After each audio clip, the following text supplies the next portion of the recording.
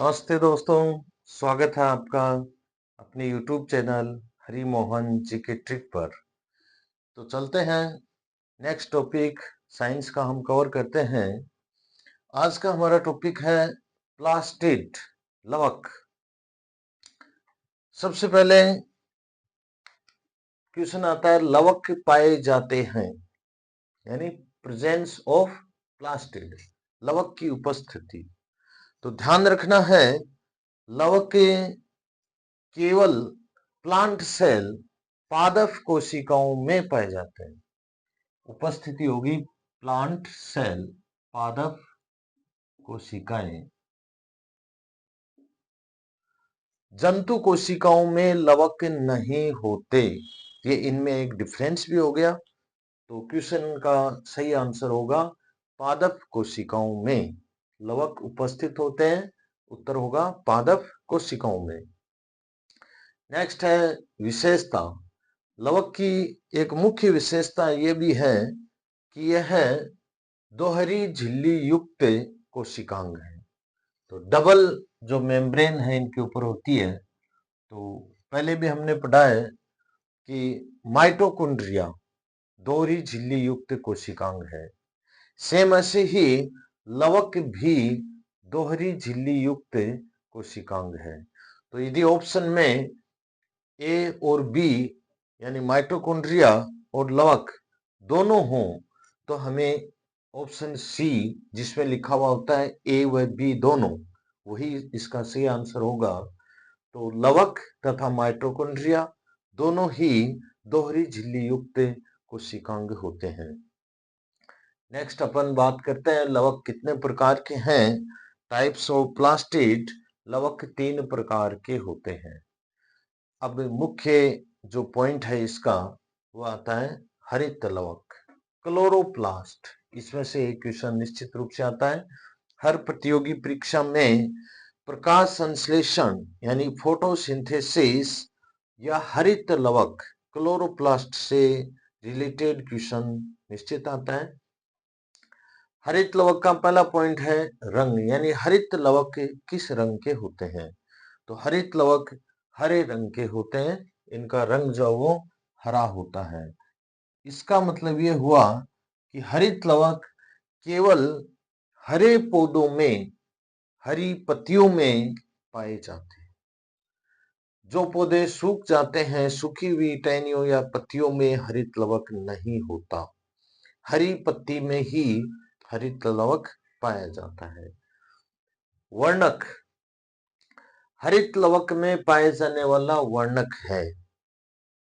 इसके अलावा हरित लवक का रंग हमने पढ़ा हरा रंग का होता है। तो ये हरा रंग किस वजह से होता है। लवक 3 प्रकार के हैं, हरित लवक, वर्णी लवक और अवर्णी लवक। तो इनमें से जो हरित लवक है वह ही हरे रंग का होता है। तो हरित लवक हरे रंग का होता है। ये किस वजह से, किस वर्णक पिगमेंट के कारण होता है। तो हरित लवक में पाए जाने वाला वर्णक पिगमेंट जिसकी वजह से हरित लवक का रंग या पत्तियों का रंग हरा होता है। क्वेश्चन ऐसे भी आता है पत्तियों, पौधों में पत्तियों का रंग हरा होता है किसकी उपस्थिति के कारण। एक विशेष वर्णक जिसको हम क्लोरोफिल के नाम से जानते हैं। हिंदी में इसे हम पर्णहरित कहते हैं। पर्णहरित, पर्णहरित या क्लोरोफिल, क्लोरोफिल, पर्णहरित।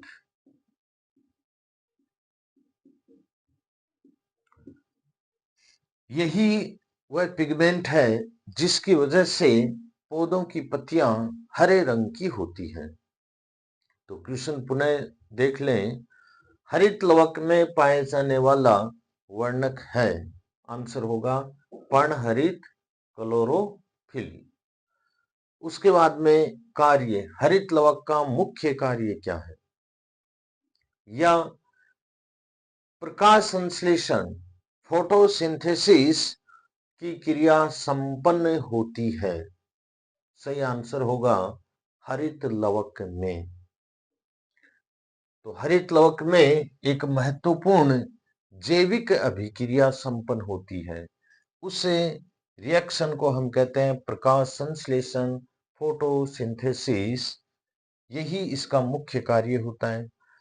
प्रकाश संश्लेषण की जो जैविक रिएक्शन है उसको हम यहाँ देखते हैं। इससे संबंधित काफी क्वेश्चन बनते हैं। पहला क्वेश्चन, प्रकाश संश्लेषण की क्रिया किसकी उपस्थिति में संपन्न होती है? तो यहाँ एक बात तो है प्रकाश, सनलाइट, सूर्य का प्रकाश, सनलाइट, सूर्य के प्रकाश की उपस्थिति में ये क्रिया होती है। रात्रि को, नाइट में ये रिएक्शन नहीं होती। दूसरा, ये फोटोसिंथेसिस की क्रिया किस लवक में होती है? हरित लवक में होती है।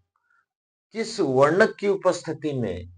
तो उपस्थिति में यहाँ दो पॉइंट आते हैं। एक तो पर्णहरित होना चाहिए, एक यहाँ पर क्लोरोफिल की उपस्थिति में। ये दोनों होंगे तभी प्रकाश संश्लेषण क्रिया शुरू होगी।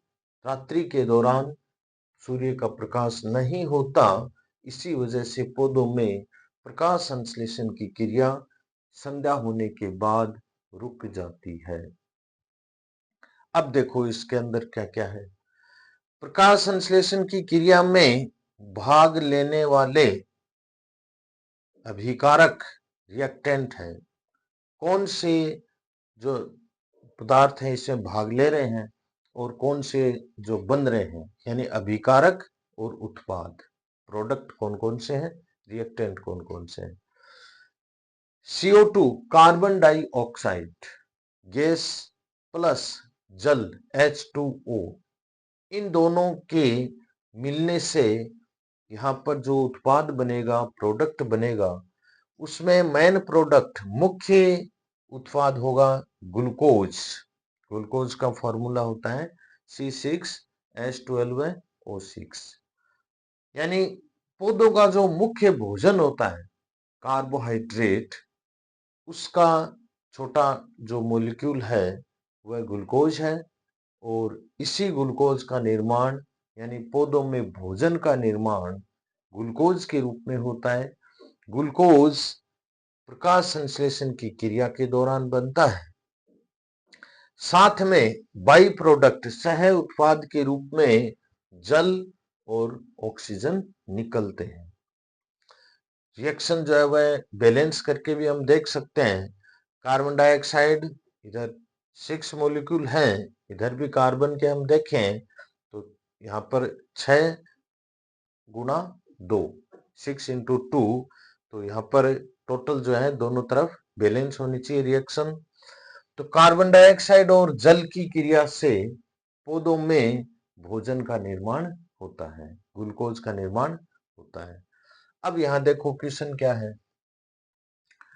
प्रकाश संश्लेषण की क्रिया में पौधे कौन सी गैस लेते हैं? आंसर होगा CO2। प्रकाश संश्लेषण की क्रिया में पौधों के द्वारा कौन सी गैस निष्कासित की जाती है? आंसर होगा O2। यानी पौधों के अंदर प्रकाश संश्लेषण ही एक ऐसी क्रिया है जिसकी वजह से हमारी जो प्रकृति है, नेचर है, इसमें ऑक्सीजन का लेवल बराबर बना हुआ रहता है। क्वेश्चन ऐसे भी पूछा जाता है कि श्वसन के दौरान पौधे कौन सी गैस ग्रहण करते हैं? तो दो रिएक्शन होगी, एक है श्वसन, रेस्पिरेशन, दूसरी है प्रकाश संश्लेषण। हमेशा ये ध्यान रखना है कंसेप्ट के रूप में कि श्वसन, चाहे वह प्लांट्स में हो, एनिमल्स में हो, बैक्टीरिया में हो, फंगस में हो, श्वसन एक ऐसी रिएक्शन होती है जिसमें कोई भी फूड है उसका ऑक्सीडेशन होता है। यानी ऑक्सीकरण होता है। और ऑक्सीकरण के लिए हमेशा ऑक्सीजन गैस की आवश्यकता होती है। यानी श्वसन चाहे पौधों में हो चाहे जंतुओं में हो, श्वसन के दौरान पौधे, जंतु या कोई भी जीवित जो पदार्थ हैं वह सारे के सारे ऑक्सीजन गैस ही ग्रहण करते हैं। अब प्रकाश संश्लेषण एक ऐसी क्रिया है जिसमें पौधे CO2 ग्रहण करते हैं और ऑक्सीजन देते हैं। तो पौधों में ये दोनों रिएक्शन चलती रहती है।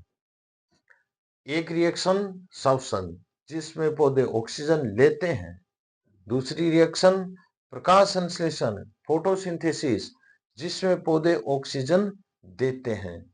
दिन के समय ये दोनों रिएक्शन चलती रहती है, इसलिए पौधे के आसपास दिन में पर्याप्त मात्रा में O2 रहती है।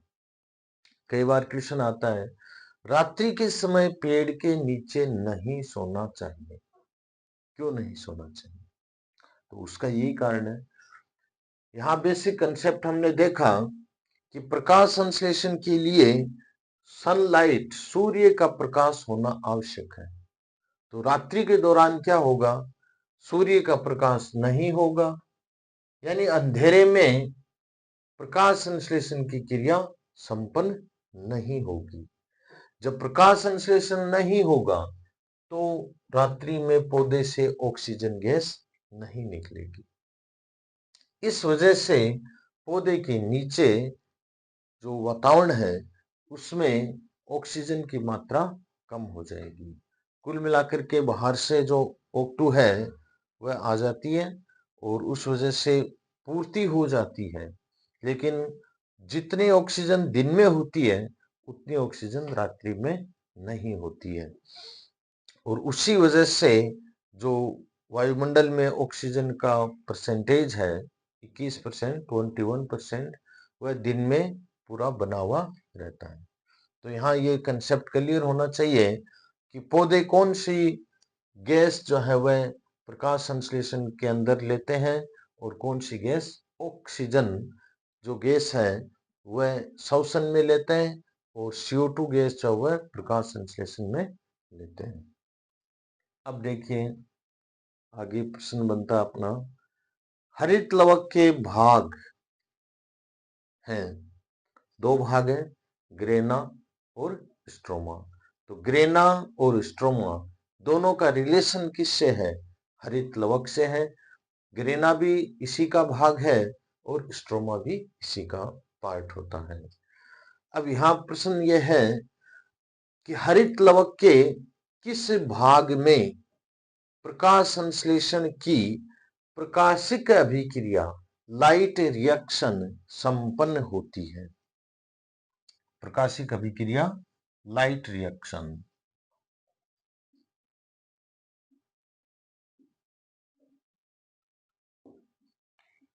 तो आपको कंसेप्ट याद रखना है कि प्रकाश संश्लेषण की जो अभिक्रियाएं हैं वह दो अभिक्रियाएं होती है, एक प्रकाशीय अभिक्रिया और दूसरी अप्रकाशिक अभिक्रिया। सेम ऐसे ही हरित लवक के भी दो भाग हैं, एक ग्रेना और एक स्ट्रोमा। प्रकाशिक अप्रकाशिक, ग्रेना स्ट्रोमा। अब देखो ग्रेना में प्रकाशिक हो रही है और स्ट्रोमा में अप्रकाशीय यानी डार्क रिएक्शन, अंधेरे वाली रिएक्शन, डार्क रिएक्शन। फोटोसिंथेसिस की क्रिया दो भागों में संपन्न होती है, अंधेरे में भी होती है और दिन में भी होती है। तो दो पार्ट इसके हैं, एक ग्रेना वाला भाग और एक स्ट्रोमा वाला भाग। ग्रेना वाले भाग में प्रकाशिक अभिक्रिया लाइट रिएक्शन संपन्न होती है, जबकि स्ट्रोमा वाले पार्ट में डार्क रिएक्शन यानी अप्रकाशिक अभिक्रिया संपन्न होती है। तो क्वेश्चन बहुत सारे बन चुके हैं यहाँ पे। प्रकाश संश्लेषण की अप्रकाशिक अभिक्रिया संपन्न होती है, आंसर होगा स्ट्रोमा में। प्रकाश संश्लेषण की प्रकाशिक अभिक्रिया संपन्न होती है, आंसर होगा ग्रेना में। उल्टा करके पूछें, हरित लवक के ग्रेना भाग में संपन्न होने वाली क्रिया है, तो आंसर होगा प्रकाशिक। यानी ग्रेना, स्ट्रोमा प्रकाशिक, अप्रकाशिक, दोनों को इसी क्रम से हम याद रख सकते हैं। उसके बाद देखिए अगला प्रकार आता है वर्णी लवक, क्रोमोप्लास्ट। तो हरित लवक जो है उसका रंग हरा होता है, वैसे ही क्रोमोप्लास्ट वर्णी, वर्ण का मतलब कलर से है, वर्णी लवक जो है ये अलग अलग रंग के होते हैं, डिफरेंट कलर इनका होता है।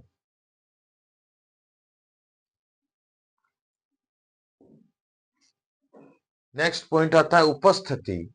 हम जानते हैं कि हरित लवक पाया जाता है हरी पत्तियों में, जबकि वर्णी जो लवक है वह हरी पत्तियों की बजाय जो रंगीन पार्ट होते हैं जैसे कि फूल और फल, फ्रूट और फ्लावर, इनके अंदर जो लवक होते हैं वो होते हैं वर्णी लवक, क्योंकि इनके कलर जो है वो अलग अलग कलर होते हैं, रेड कलर होता है, ऐसे ही कलर होते हैं। उसके बाद में यहाँ देखिए क्वेश्चन बनता है, जैसे हम पूछा लिया जाए कि हरी मिर्च पकने के बाद लाल रंग की हो जाती है, क्यों? तो कलर चेंज हो गया, पहले कलर हरा था यानी कि वहां पर हरित लवक यानी क्लोरोप्लास्ट पर्णहरित की वजह से कलर हरा हो रहा था, और वह ग्रीन कलर अब रेड कलर में चेंज हो गया, यानी हरित लवक बदल गया वर्णी लवक में। तो आंसर होगा हरित लवक के वर्णी लवक में परिवर्तित होने के वजह से हरी मिर्च पकने के बाद लाल रंग की हो जाती है। ऐसे बहुत सारे फ्रूट हैं और जो फ्लावर्स हैं, फूलों का जो कलर है वह भी वर्णी लवक के कारण होता है। क्वेश्चन आता है फूलों का अलग अलग रंगों का होना होता है तो किस वजह से होता है? वर्णी लवक के कारण से।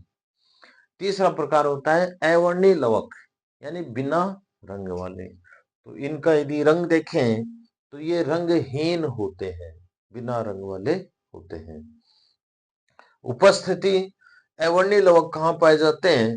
अवर्णी लवक पौधों की जड़ों में, रूट्स के अंदर पाए जाते हैं। तो इनकी उपस्थिति जो है पौधों की जड़ों में, रूट्स के अंदर होती है। जड़ का जो कलर है वह रंगहीन होता है, आंसर होगा अवर्णी लवक की वजह से। उसके बाद में इनका काम क्या होता है? कार्य, फंक्शन। तो अवर्णी लवक मुख्य रूप से पौधे की जड़ों में भोजन का संचय, यानी कि भोजन जो खाद्य पदार्थ है उनका संचय करते हैं, फूड स्टोरेज का ये मुख्य रूप से काम करते हैं। तो वीडियो आपको अच्छा लगा होगा, सारा समझ में आ गया होगा। लवक, उपस्थिति, कितने टाइप के होते हैं, प्रकाश संश्लेषण, उसके बाद इनका काम क्या होता है, ये आप आसानी से समझ गए होंगे। वीडियो को लाइक करें, शेयर करें, कमेंट करें। धन्यवाद।